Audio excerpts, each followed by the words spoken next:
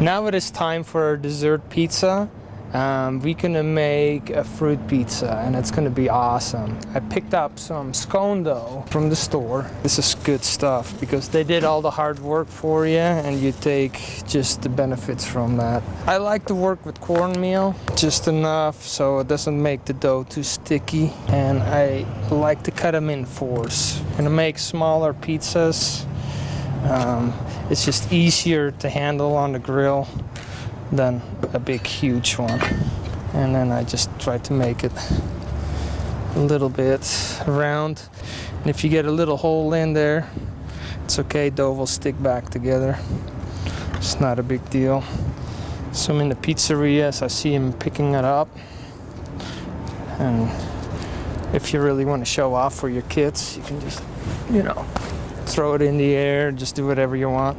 And that's another reason why you do 4.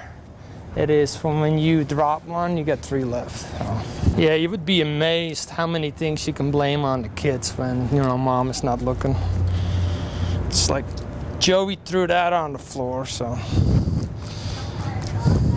it wasn't me. Yeah, this one is kind of getting the shape from Utah almost. Maybe we should do a Utah shape one, huh? See how this one will spin.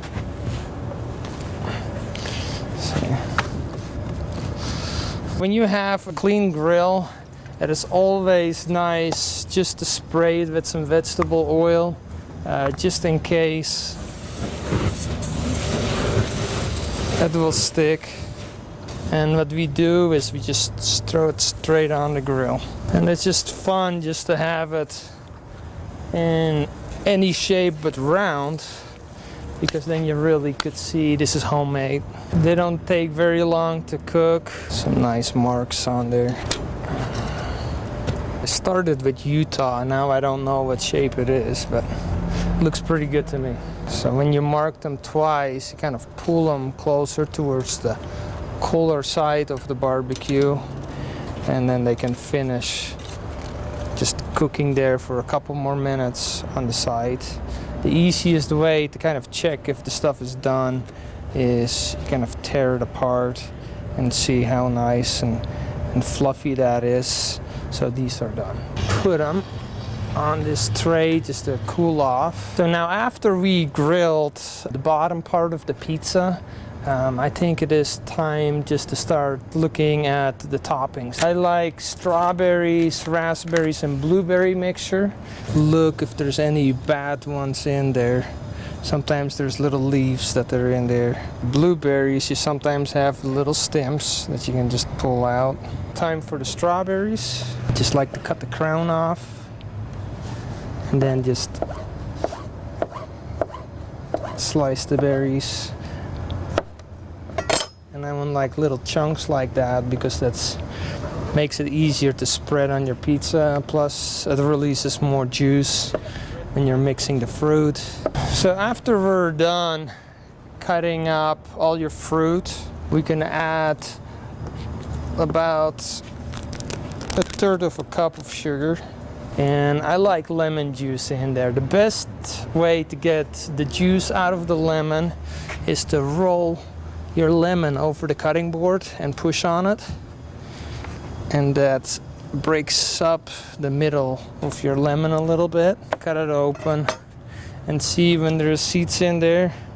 If you don't take those out now, they will end up into your berries. I like to squeeze, but there's guarantee that more seeds will come out of it, and I can strain those through my fingers.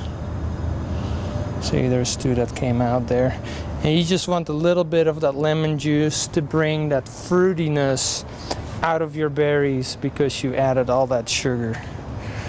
Then I grab my spoon and start mixing that around. And it's okay to push a little bit with your spoon just to break up some of the berries that will release the juices. And when you have all those juices, that will help to dissolve all that sugar that you just poured into your berries. And then you reserve that onto the side. Now I like to use a fruit dip. It is cream cheese based. It's really easy. You got the topping on there. And then you grab your berries and then get the nice thin layer of those berries on there. And you can see how juicy it became because you kind of pushed some berries apart with your spoon.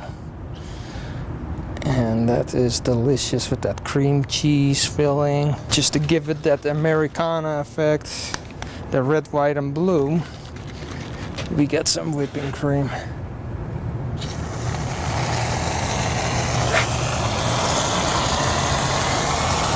There's different ways you can start to garnish.